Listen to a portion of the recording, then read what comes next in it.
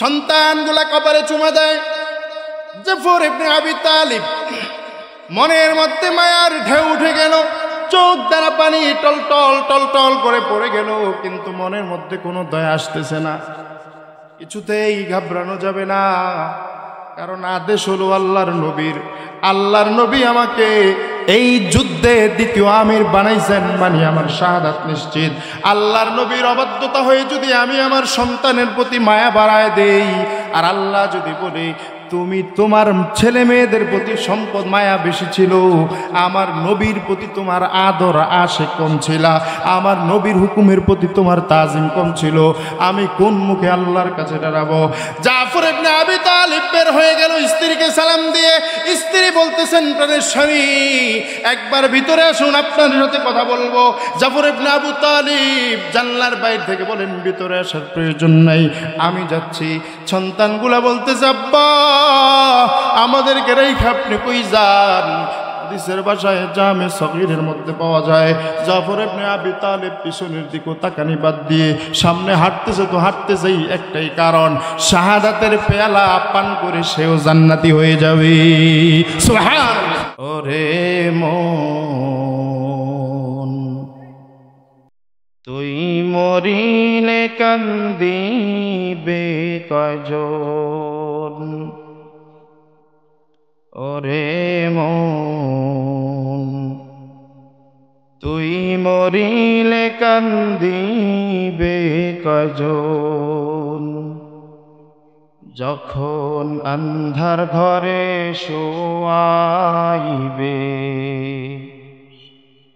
মাটির দেহ মাটি খাবে, একদিন তোরে ভুলবে আপনজন,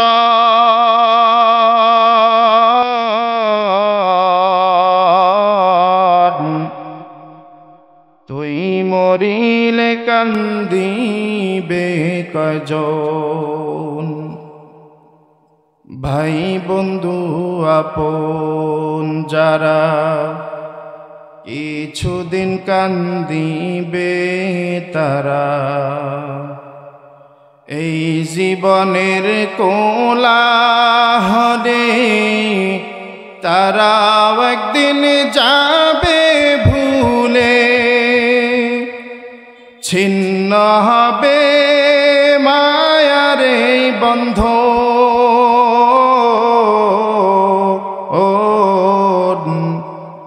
তুই মরিলে কান্দিবে কয়জন, ওরে মন তুই মরিলে কান্দিবে কয়জন, যেই দিন রে তোর হইবে মরণ, এই দেহে পরাইবে কাফন, এই জীবনের মায়া ছেড়ে যাবিরে মন পর পারে,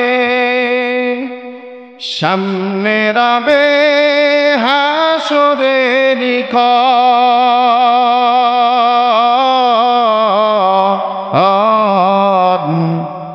তুই মরিলে কান্দিবে কয়জন, ওরে মন তুই মরিলে কান্দিবে কয়জন, যখন আন্ধার ঘরে শোয়াইবে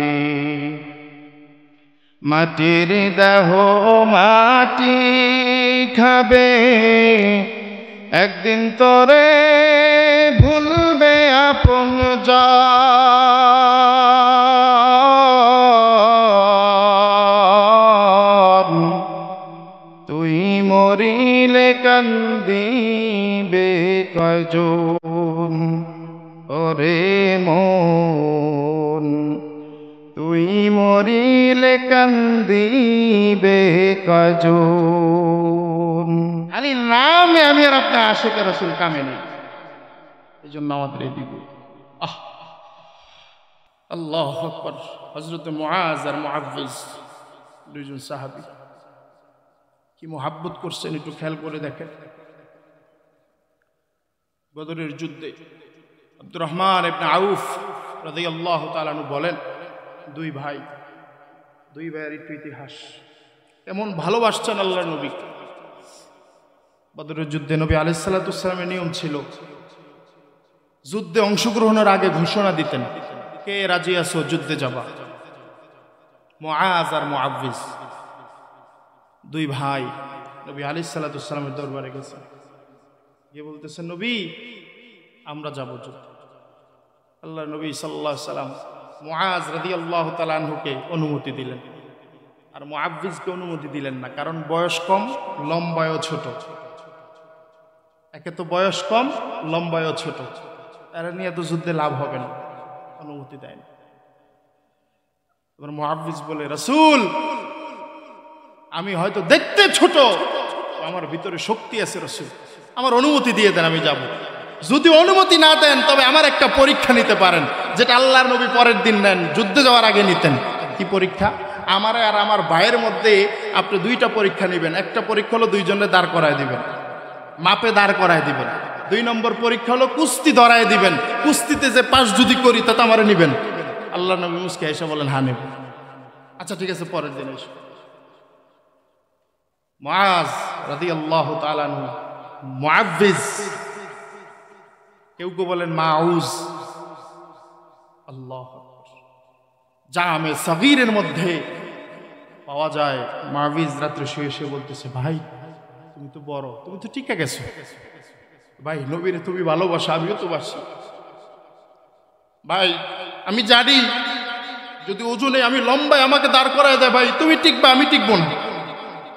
ভাই তোমার কাছে আমার আবদার, যদি কালকে আমাদের দুজনকে লাইনে দাঁড় করায় দেয়, ভাই আমি আমার পায়ের আঙ্গুলের উপর ভর দিয়ে লম্বা হয়ে দাঁড়াবো, তুমি একটু নিচা হয়ে নিচের দিকে বসে পড়বা, যাতে করে আমার লম্বা দেয়, তোমার ঘাটো দেয়। সুবহানাল্লাহ বলো।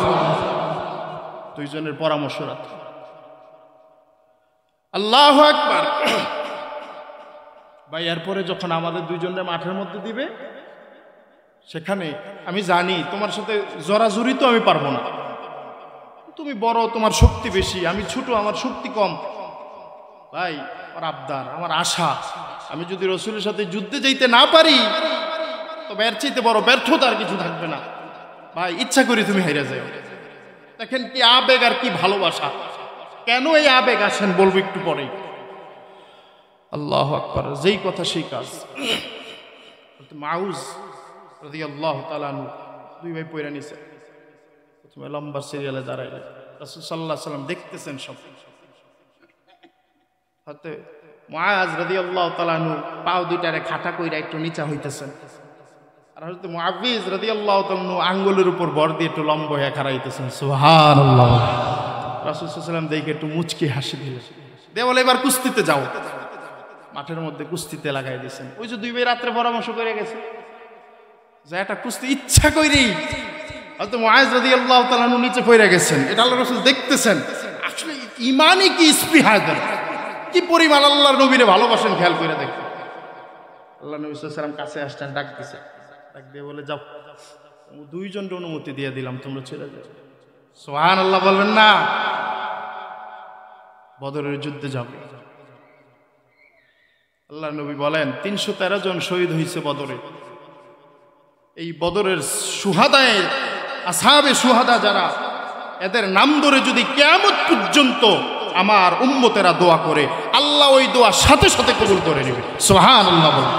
এই নামগুলা যদি কোনো ব্যক্তি কাগজে লিখে ঘরের মধ্যে আটকে টাঙায় রাখে, ওই ঘরে আল্লাহ কোনো বালা মুসিবত দিবে না। সুবহানাল্লাহ। বরকত আর রহমত দান করবে। এত মর্যাদা এরা নিছেন। হজে গেছেন না আপনারা? কথা কয় না। হজে গেছেন না? তো অনেকে গেছেন, বা অনেকে চাকরি করার জন্য গেছেন। দেখেন না ওদের যে সবার সুহাদা, আসহাবে সুহাদা যারা শহীদ হয়েছেন, এদের একটা বিশাল চার্ট টানানো আছে নামগুলা। আল্লাহু আকবার। বদরের যুদ্ধ শুরু। এবার মুআজ আর মুআব্বিজ আব্দুর রহমান ইবনে আউফ রাদিয়াল্লাহু তাআলা বলেন, আমি আশ্চর্য হয়ে গেলাম, এই দুই পিচ্চি, আমরা কই না অনেক সময় যে হিম্মত দেখলে পিচ্চি কই, যা রাসূল আব্দুর রহমান ইবনে আউফ রাদিয়াল্লাহু তাআলা বলতেছে, চাচা আপনার কাছে আমাদের একটা আবদার। আমি শেষ করে দিব, আপনারা বিরক্ত হইতেছেন না তো? রাগ করতে একটু জিকির করেন, লা ইলাহা ইল্লাল্লাহ, লা ইলাহা ইল্লাল্লাহ।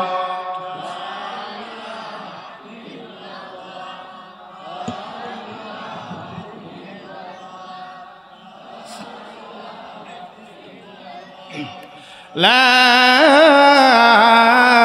ইলাহা ইল্লাল্লাহু মুহাম্মাদুর রাসূলুল্লাহ সাল্লাল্লাহু আলাইহি ওয়াসাল্লাম। বলার উদ্দেশ্য হলো, খেয়াল করবেন, বিষয়টা খুব নিজের মনটারে একটু নরম করেন যে এরা কি পরিমাণ মুহাব্বত আল্লাহ নবীকে করছেন আর আমি কি করতেছি। বলতেছেন আব্দুর রহমান ইবনে আউফ বলেন, এই দুই পিচ্চি সাহাবী আওয়ারে যে বলতেছে, আসা আবু জেহেল রে আমাকে একটু চিনায় দেন, আমরা দেখি না। তোমরা আবু জেহেল দিয়ে কি করবা? এই লোকটা নাকি আমার নবীকে মদিনা মক্কার জীবনে সবচেয়ে বেশি জ্বালাইছে। আজকে হয় আমরা থাকবো দুই ভাই, না হয় আল্লাহর এই দুশমন থাকবে, অন্যথায় ওরে জাহান্নামের বাসিন্দা বানায় ছেড়ে দেবে। সুবহানাল্লাহ বলবেন না? মানুষ কিন্তু ছোট। আবু জেহেলকে জানেন? তৎকালীন সময়ের সবচেয়ে তীরন্দাজ একজন, যার নিশানা ছিল একদম আপনার কি বলে AK-47 এর মতো বিচক্ষণ নিশানা। যেদিকে সে তীর চালাইতো ওদিকে যাবে, ডানে বামে যাবে না। এত মারাত্মক ছিলেন ওনার স্পৃহা, বেদুইন হয়ে এত হাত সোজা ছিল, চোখের তীক্ষ্ণতা ছিল এত বেশি। আর তরবারি যখন চালাইতো, ওনার তরবারি চালান দেখলে দুইজন এরকম, একজন ওমর ইবনুল খাত্তাব আরেকজন ওমর ইবনুল হিসাব, মানে একজন ওমর রাদিয়াল্লাহু তাআলা আনহু আরেকজন আবু জেহেল। এই দুইজন যখন তরবারি চালাইতো তা খালি ফা ফা শব্দ হতো। আলী রাদিয়াল্লাহু তাআলা বলেন, আমি পাশে খাড়ানো, ছুরি দেখতেছি না, খালি শব্দ পাইতেছি। আল্লাহু আকবার বলেন। বুঝেন কি পরিমাণ দক্ষ হলে এটা সম্ভব। আপনার আমি তরবারি চালাইলে 6 জন মরবো এইভাবে যদি ঘুরাইবার যাই। আমি নিজে তো মরুম, এতে কোনো সন্দেহ নেই, কারণ কোনানে তরবারি লাগবে, কাল্লাই ভালো যাবে। আল্লাহু আকবার। উনি আশ্চর্য হয়ে বলতেছেন, আমি তাজ্জুব হয়ে গেলাম, এই বাচ্চাগুলা আবু জেহেলকে খুঁজতে চায় নাকি মারবে। তো ঘটনাক্রমে আল্লাহর কামাল্লাহ করছে। দেখেন, কারো যদি মনে নিয়ত ভালো থাকে, আল্লাহ এটা পুরাই দেয়। কি কোন ঠিক না? ঠিক, নিয়তটা সঠিক। আব্দুর রহমান ইবনে আউফ বলেন, কিছুক্ষণ পরে দেখতেছি আবু জেহেল উটের উপর দিয়ে জায়গা, ঘোড়ার উপর দিয়ে জায়গা জায়গা দূর হইতেছে। আব্দুর রহমান ইবনে আউফ মুআজ আর মুআফিজ রাদিয়াল্লাহু তাআলা আনহুমা উভয়কে ডাক দিয়ে বলেন, শোনো, তোমরা যে আবু জেহেলকে খোঁজো, যে আবু জেহেলের অতিষ্ঠতায় জ্বালানিতে আল্লাহর নবী মক্কা ছেড়ে মদিনায় হিজরত করতে হয়েছিল, যেই লোকটা আবু জেহেল আল্লাহর নবীকে শান্তিতে থাকতে দেয় নাই, এই লোকটা ওই যে উটের উপর দেখো দৌড়াইতেছে, যাও। আব্দুর রহমান ইবনে আউফ বলেন, আমি বলা শেষ, পিছনে তাকায় দেখি দুই ভাই দৌড়ে যায়, তরবারি বের করে ঝাঁপায় পড়লেন। এক ভাই আবু জেহেলের উপর আঘাত করলেন, আরেক ভাই আবু জেহেলের ঘোড়ার উপর আঘাত করলেন।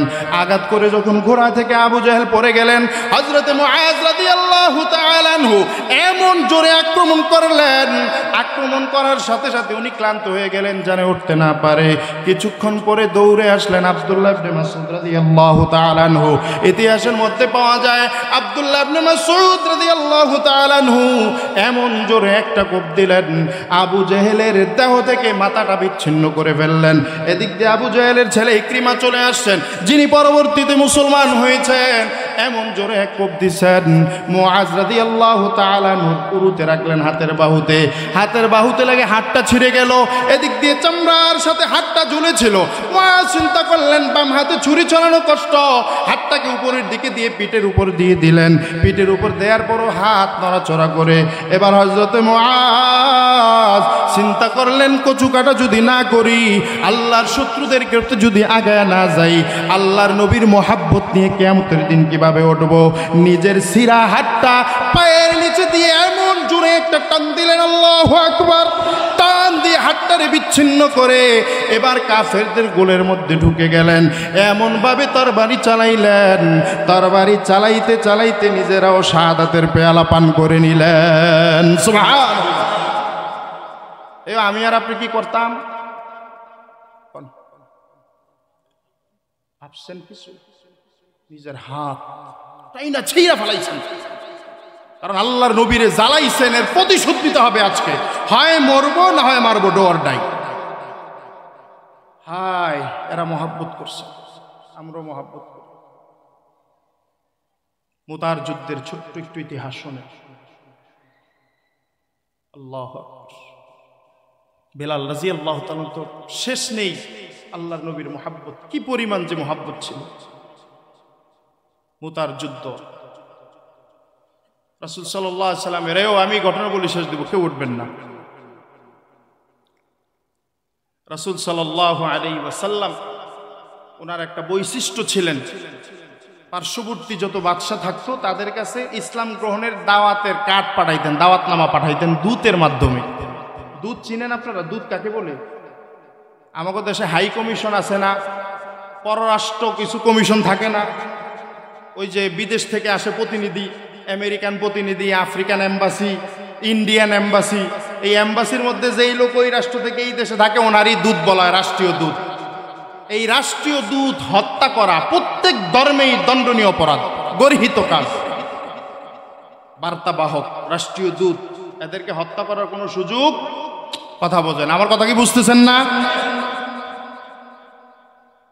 আল্লাহু আকবার। এখন আমি যদি জিগাই অনেক চাচা কইছে, চাচা আমি কি কইছি একজনও কই পারবো না, কারণ প্রায়জনের চোখে ঘুম।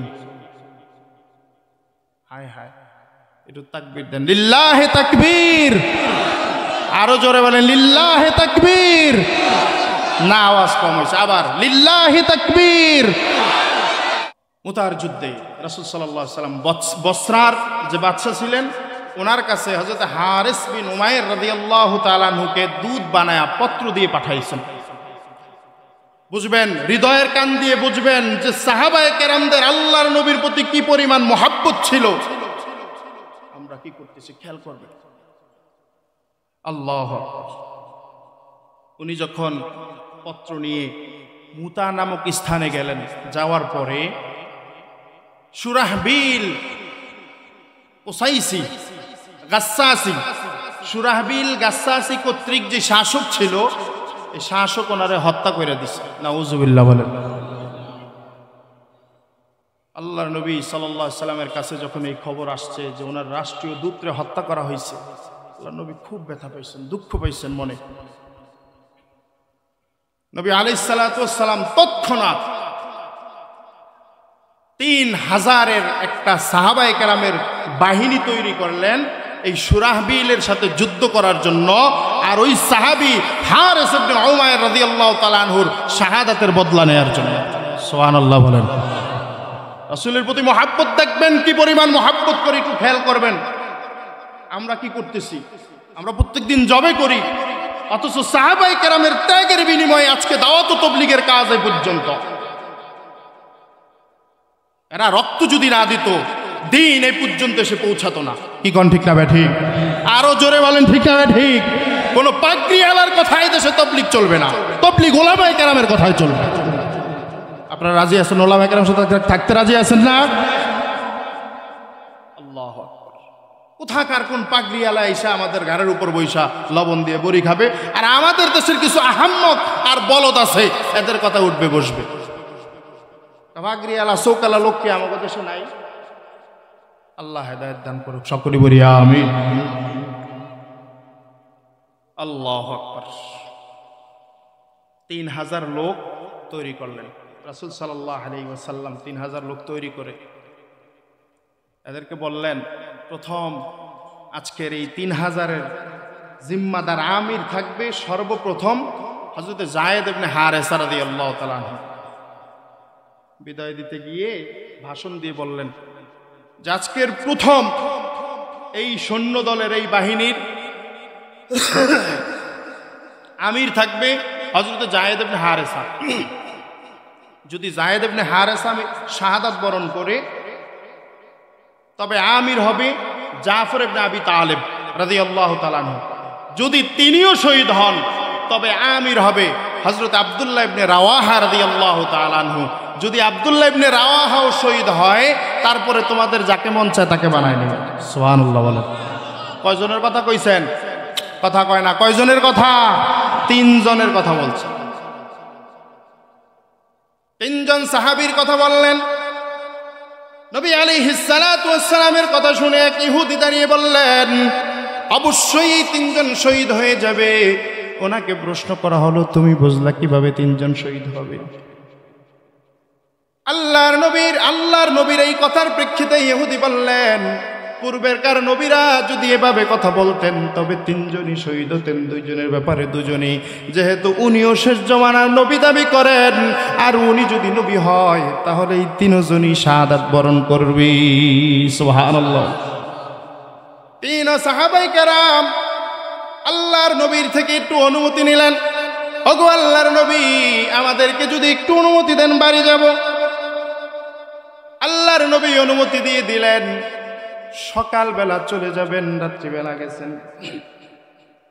হযরত যায়েদ ইবনে হারেসা রাদিয়াল্লাহু তাআলা আনহু তৎকালীন সবচেয়ে সুন্দর ছিলেন, কোরআনের হাফেজ ছিলেন, সুঠাম দেহের অধিকারী ছিলেন, উঁচা লম্বা। মাত্র বিয়ে করেছেন, স্ত্রীর সাথে কোনো সাক্ষাৎ হয় নাই। ঘরের ভিতর যাই গিয়ে বলেন, স্ত্রী, ওগো প্রাণের স্ত্রী, তোমার কাছে আমার আবদার, আল্লাহর নবী 3 জন সাহাবীকে আমির বানায়া ভোতার যুদ্ধের জন্য দল পাঠাইতেছে, তার মধ্যে সর্বপ্রথম আমাকে আমির বানাইছে। ওগো প্রাণের স্ত্রী, লক্ষ্য করে শোনো, যেহেতু নবী 1 নম্বরে আমারে বানাইছে, আমি নিশ্চিত হয়ে গেলাম এই যুদ্ধে আমার শাহাদাত নিশ্চিত। সুবহানাল্লাহ। মহব্বত দেখেন, নবী বলছেন তো জীবন দিতে প্রস্তুত, এটাকে বলা হয় মহব্বত। এখন নবী কইছে দাড়ি রাখতে, আমরা দাড়ি চাচ্ছি, তাই করি না আমরা? তাই রসুল যেটা কইছে এটা করি না উল্টাটা করি? কথা কয় না, সোজাটা করি না উল্টাটা করি? আবার মোহেকে আমি আর আপনি আশেকের আছি না। হায় হায় নির্লজ্জ। আল্লাহ বুঝার তৌফিক দেখ, সকলে বলি আমিন। রসুল বলছেন 5 জায়গায় নামাজ পড়ো, আমি কই শীত পড়া যাবে না, কি মানলাম? রসুল বলছে সৎ কাজে আদেশ দাও, অসৎ কাজে নিষেধ করো, সৎ পথে চলো, সঠিক সত্যের সঙ্গ দাও। আমি দেই অসত্যের সাথে চলি, অসত্যের সঙ্গ। তো রসুল যেটা কইছে এটার বিরুদ্ধে না আমি চললাম, তা আমি আবার আশেকের রসুল হইলাম কেমনে? স্ত্রীকে বলতেছেন, প্রাণের স্ত্রী, তোমার সাথে আমার সাক্ষাৎ হয় নাই, তোমার কোনো হক আমি আদায় করতে পারি নাই। ওগো প্রাণের স্ত্রী, আমি জানি পুরো মদিনার মধ্যে তুমি সবচেয়ে সুন্দর ছিলা। তোমাকে বিবাহ করার জন্য বিভিন্ন বাদশাহের ছেলেদের পক্ষ থেকে পয়গাম আসতো। তোমার তো বিয়ে হয় নাই, আমার সাথে তোমার জুড়ি, তবে তোমার সাথে আমার কোনো সাক্ষাৎ হয় নাই। আমি জিহাদের ময়দানে চলে গেলাম, আমাকে তুমি মাফ করে দাও। স্ত্রী ডাক দিয়ে বলে, প্রাণের স্বামী, আমিও জানি আপনি পুরো মদিনার মধ্যে সবচাইতে সম্ভ্রান্ত ফ্যামিলির। ও প্রাণের স্বামী, আপনি সুঠামদের অধিকারী শুনেছি, আপনার চেহারাটাও আজ পর্যন্ত আমি কোনোদিন দেখি নাই গো স্বামী। স্বামী, একবার ভিতরে আসেন, আপনাকে কোনো প্রেম নিবেদন আমি করব না, শুধু আপনাকে সামনে বসায়া আপনার চেহারাটা আমি একবার দেখব, যাতে করে কিয়ামতের দিন মালিক যদি বলে কে কার স্বামীর নিয়ে জান্নাতে যাইতে পারি। সুবহানাল্লাহ। হযরতে যায়েদ ইবনে হারেসা রাদিয়াল্লাহু তাআলা আনহু কিছুতেই মন গলালেন না, ডাক দিয়ে বলে, প্রাণীর স্ত্রী শোনো, যদি তোমার আর আমার ভালোবাসা মিল মোহাব্বত ভালো থাকে আল্লাহর রাসূলের জন্য হয়, তবে শোনো, কিয়ামতের দিন তুমি আমাকে খুঁজতে হবে না, আমি তোমাকে খুঁজতে হবে না, আল্লাহ আমাদের মিলন করায়া জান্নাতের মধ্যে দিয়ে দিবেন। সুবহানাল্লাহ। পিছনে একবার তাকানো না, চলে আসছে। এবার জাফর ইবনে আবি তালিব স্ত্রীর কাছে গেলেন, সন্তানগুলাকে কোলে নিলেন, আদর করলেন, চুমা দিলেন। আমার সন্তান আমার কোলের মধ্যে এসে বসে আমার কপালে চুমা দেয়, আমিও মেয়ের কপালে চুমা দেই। প্রত্যেক বাবাই তার সন্তানদেরকে কি বলেন, আদর করে না না করে? আরো আস্তে বইলেন, আরো জোরে বইলেন, আদর করে কি করে না? এই পরিমাণ আদর করে, আদরের বর্ণনা শেষ করা যাবে না। মা যদি সন্তানকে আদর না করত কোনো সন্তানই জীবনে সোজা হয়ে কোমর সোজা করে দাঁড়ানোর ক্ষমতা পেত না। কারণ মা যদি ভিজা জায়গায় না ঘুমাইতো, সন্তানরে যদি বুকের মধ্যে না নিত, তাহলে কোনো সন্তান বড় হইতে পারত না। বাবা যত কষ্ট ক্লাসই করুক না কেন, মাতার ঘাম পায়ে ফেলেন সন্তানরে খাওয়ায়, পেটের মধ্যে টিপা দেখে আমার সন্তান খাইছে কিনা। এই সন্তানরে সামনে থুইয়া নিজের জীবন দেওয়ার জন্য আগায় যাওয়া কি বলেন সহজ না কঠিন? আরো আসতে বললেন সহজ না কঠিন? কি পরিমাণ কঠিন! আমি আর আপনাকে পারুম? কেন পারুম না? আমার তো পারার কথা ছিল। ওনারা যেই নবীর উম্মত ছিল, আমি কি সেই নবীর উম্মত না? তাহলে আমি পারবো না কেন? হায় আল্লাহ! স্ত্রীকে ডাক দিয়ে বলে, প্রাণীর স্ত্রী, মুতার যুদ্ধ সামনে নবী আলাইহিস সালাম প্রথম জিম্মাদার আমির বানাইছেন, আমাদের দলের আমির বানাইছেন আব্দুল্লাহ যায়েদ ইবনে হারিসাকে, দ্বিতীয় আমির বানাইছেন আমারে। ওগো প্রাণের স্বামী, আমি জানি আমিও এই যুদ্ধে শাহাদাত বরণ করব। ওগো স্ত্রী, আল্লাহর ওয়াস্তে আমাকে মাফ করে দাও। কারণ বিবাহের পরে স্বামীর জন্য স্ত্রী আর স্ত্রীর জন্য স্বামী ছাড়া আর কোনো আত্মীয় আপন আসেনি? বলেন, আরো জোরে বলেন, আসেনি? আরো আসতে কয়েন, আসেনি? কারণ আমি খায়া ফেলাম ভাত, আমার মা আব্বার জন্য বসে থাকবে। আমি যতক্ষণে না যাই, আমার স্ত্রী আমার জন্য বসে থাকে। এটা তো সবার জন্যই নাকি বলে? এরকম না? কারণ একটা মেয়ে বাবার সংসার ছেড়ে আসে স্বামীর চেহারা দেখায়, নাকি হৌরাহৌরি দেখা? তাহলে দেওররা দেখা মনে আহে। আল্লাহ তো বুঝেন, এই মেয়েটা স্বামী স্ত্রী হওয়ার পরে কি একটা মধুর সম্পর্ক হয়। স্বামী যতক্ষণে না আসে অতক্ষণ ঘুমায় না, যতক্ষণে না খায় অতক্ষণে সে নিজে খায় না। এটি আগেরকার মাছ আসি গো আছে, এখনকার মহিলা গো না। আবার এখনকার কিছু মায়ারা আছে, গোলামের হতে জন্ম না, তখন আমার খাওয়াই খায়নি। কে নাই এরকম? আলহামদুলিল্লাহ, এখনো কিছু মা বোন আছে স্বামী ছাড়া খায় না। সব তো খারাপ হইলে চলতো না। হায় হায়, আলোচনা অন্যদিকে যাওয়া উদ্দেশ্য। আল্লাহ আল্লাহ আমাদের সঠিকটা বুঝে সঠিক পথে চলার, আল্লাহর নবীর অনুসরণ অনুকরণ করার আল্লাহ তৌফিক দেখ। সকলে বলি আমিন। আপনারা সবাই সজাগ আছেন তো? এই শেষ করে দেব। আল্লাহু আকবার, আল্লাহু আকবার। স্ত্রীকে ডাক দিয়ে বলে, জাফর ইবনে আবি তালিব ডাক দিয়ে বলে, গো প্রাণীর স্ত্রী, আমারে মাফ করে দিও। আমি তোমার পূর্ণ হক আদায় করতে পারি নাই, তোমার পূর্ণ ভরণ পোষণ দিতে পারি নাই। সন্তানগুলা দৌড়ে আসছেন কোলের মধ্যে, আয়েশা কপালে চুমা দেয়। যদি সন্তান বাবা মায়ের কপালে চুমা দেয়, বলেন বাবা মায়ের মনে মায়া হয় কি হয় না? আরো জোরে বইলেন, আমগো চেয়ারম্যান শুনবো। মায়া হয় না? কি পরিমাণ মায়া হয় দেখবেন। অনেক বাপ মা তো অনেকদিন পরে কান্নাই কইরা দেয়। এটা দুঃখের কান্দা না, আনন্দের কান্না। কোলা পাইছে, এই যে আমার মায়া দৌড়ে এসে আমার কোলে উঠছে। আমি তো মনে মনে চিন্তা করছি, আব্বা তো এলে, আমিও তো এমন আব্বার কোলে উঠছি। যদিও খুব বকি আমি তো, আমার মা হোসাই, আমার মায়া যেমনি আমার দেখে দৌড়ে যায়, দৌড়ছে, আমিও তো একদিন দৌড়ছি। আমরা প্রত্যেকটা লোক যদি এরকম নিজেকে প্রশ্ন করি, বাবা মায়ের প্রতি কোনো অবিচার থাকবে না। কি বলেন, থাকবে? নিজের ছোটবেলায় দাঁড় করাতে হবে যে আমি আমার সন্তানের জন্য যতটা পাগল, আমার আব্বা মাও তো আমার জন্য ততটা পাগল ছিল। তাইলে আর দেশে বৃদ্ধাশ্রম থাকবে না। আল্লাহ বুঝার তৌফিক দেখ। সকলে বলি আমিন। সন্তানগুলা কপালে চুমা দেয়। জাফর ইবনে আবি তালিব মনের মধ্যে মায়ার ঢেউ উঠে গেল, চোখ দ্বারা পানি টলটল টলটল করে পড়ে গেল, কিন্তু মনের মধ্যে কোনো দয়া আসতেছে না। কিছুতেই ঘাবড়ানো যাবে না, কারণ আদেশ হলো আল্লাহর নবীর। আল্লাহর নবী আমাকে এই যুদ্ধে দ্বিতীয় আমির বানাইছেন, মানে আমার শাহাদাত নিশ্চিত। আল্লাহর নবীর অবাধ্যতা হয়ে যদি আমি আমার সন্তানের প্রতি মায়া বাড়ায় দেই, আর আল্লাহ যদি বলে তুমি তোমার ছেলে মেয়েদের প্রতি সম্পদ মায়া বেশি ছিল, আমার নবীর প্রতি তোমার আদর আশে কম ছিল, আমার নবীর হুকুমের প্রতি তোমার তাজিম কম ছিল, আমি কোন মুখে আল্লাহর কাছে দাঁড়াবো? জাফর ইবনে আবি তালিব বের হয়ে গেল স্ত্রীকে সালাম দিয়ে। স্ত্রী বলতেছেন, প্রাণের স্বামী একবার ভিতরে আসুন, আপনার সাথে কথা বলবো। জাফর ইবনে আবু তালিব জানলার বাইরে থেকে বলেন, ভিতরে আসার প্রয়োজন নাই, আমি যাচ্ছি।